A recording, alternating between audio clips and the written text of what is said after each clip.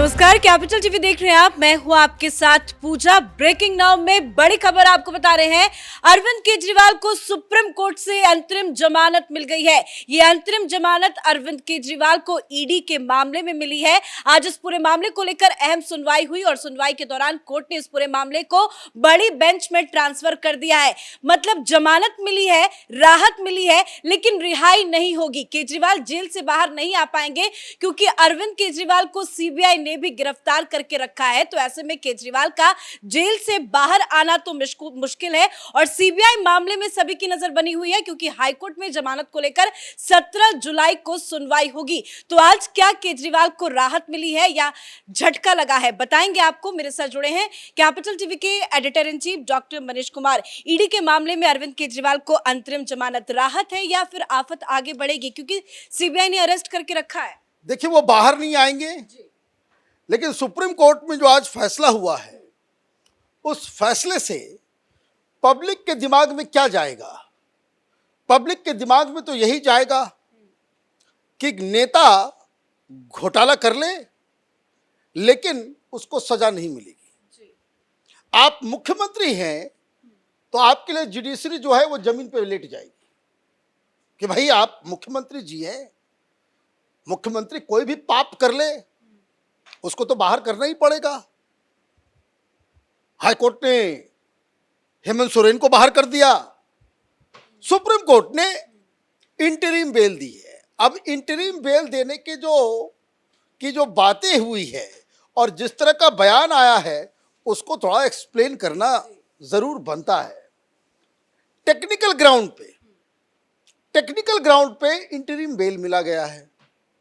It is a question of interpretation. Reason to believe section 19 और जिस bench ने इसके ऊपर इंटरिम बेल दी है वो खुद कह रहे कि हम डिसाइड नहीं कर पाएंगे। ये बड़ी बेंच जो है वो डिसाइड करे कि क्या है। अब क्या केजरीवाल की तरफ से दलील दी गई थी? दलील इसलिए नहीं दी गई कि भाई हम इनोसेंट हैं, हमने पाप नहीं किया, हमने घोटाला नहीं किया। ये पॉइंट पे नहीं। मनोज सिंघवी साहब ने वहां पॉइंट रेज किया कि at the time of arrest ED के पास कोई नया सबूत नहीं था। जो सारी चीजें थी वो पुरानी चीजें थी, इसलिए ये अरेस्ट जो है वो इलीगल है।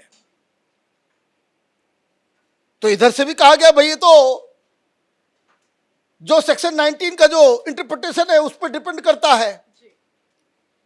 तो कोर्ट ने कहा कि किस आधार पे, किस व्यवस्था के तहत, किन साक्ष्यों के मुताबिक किसी भी आरोपी को ईडी गिरफ्तार कर सकती है अंडर सेक्शन 19, क्योंकि सेक्शन 45 के तहत अगर आपको इंटरिम बेल मिलेगा ये तो कोर्ट का काम है।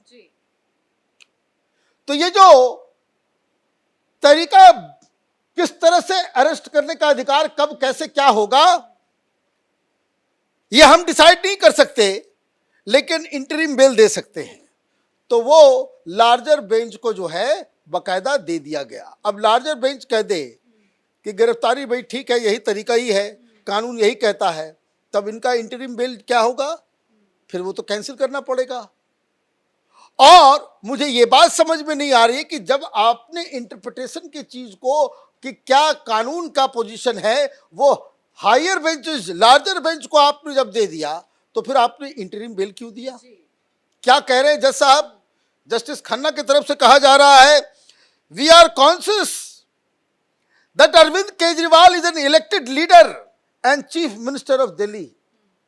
अच्छा, जब आपने यही कह दिया कि वी आर कॉन्शियस, हम इस चीज को दिमाग में रखे हुए हैं कि इस केस में जो हम डील कर रहे हैं जिस व्यक्ति के बारे में, वो व्यक्ति दिल्ली का चीफ मिनिस्टर है, इलेक्टेड चीफ मिनिस्टर है, तो आपने तो पहले ही कह दिया कि मेरी नजरों में ये अलग प्राणी है।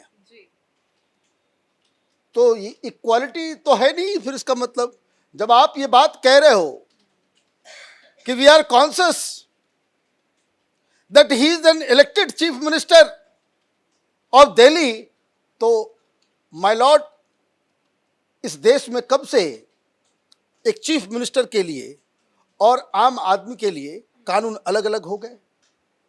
आगे वो लिखते हैं, कहते हैं, a post holding importance and influence.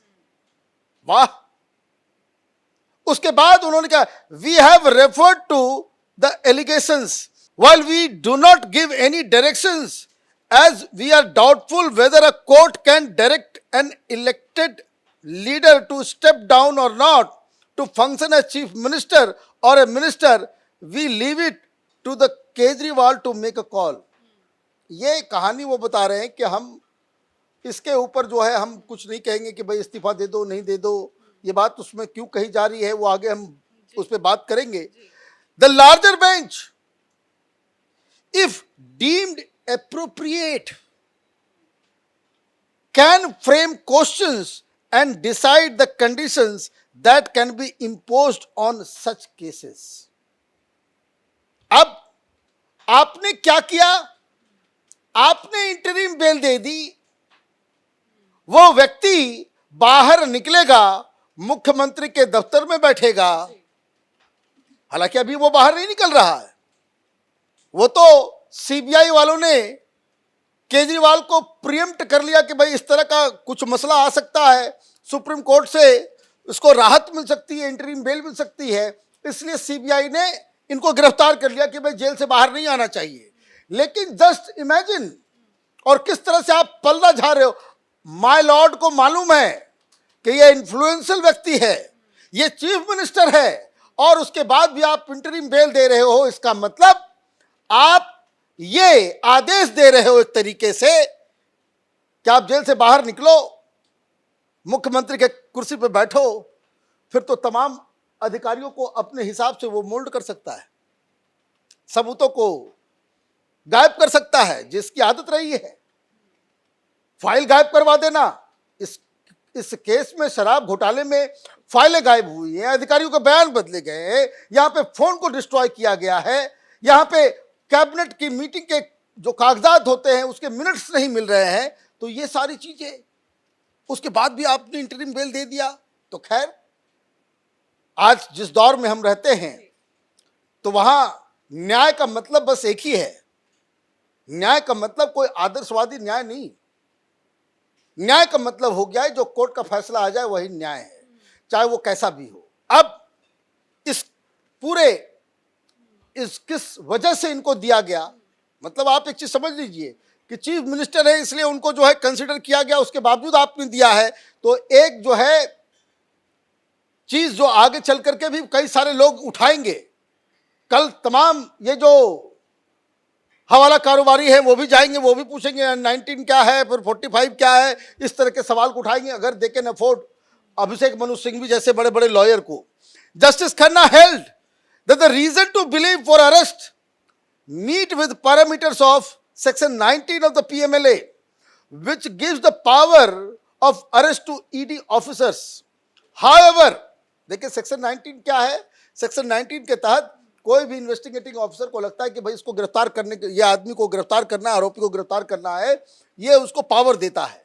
अब कोर्ट इसके ऊपर क्या करी है? However, having said so, we have raised an additional ground which relates to the need and necessity of arrest. कि यह अधिकार तो है, लेकिन हमने कुछ सवाल पूछे हैं। अच्छा, केजरीवाल के केस में ही सवाल पूछा जाएगा? मतलब आप एक जो सेड रूल है वो उस रूल का हवाला भी आप दे रहे हो, उसके बाद आप कह रहे हो कि इसके बावजूद हम कुछ सवाल रेज कर रहे हैं। ये तो स्पेशल ट्रीटमेंट हो गया केजरीवाल के लिए। बाकी लोगों में कभी आज तक नहीं सुना कि इस तरह के सवाल रेज किए गए। We felt that this issue whether the ground of need and necessity of arrest must be read into section 90, especially in view of the doctrine of proportionality. We have referred those questions to the larger bench.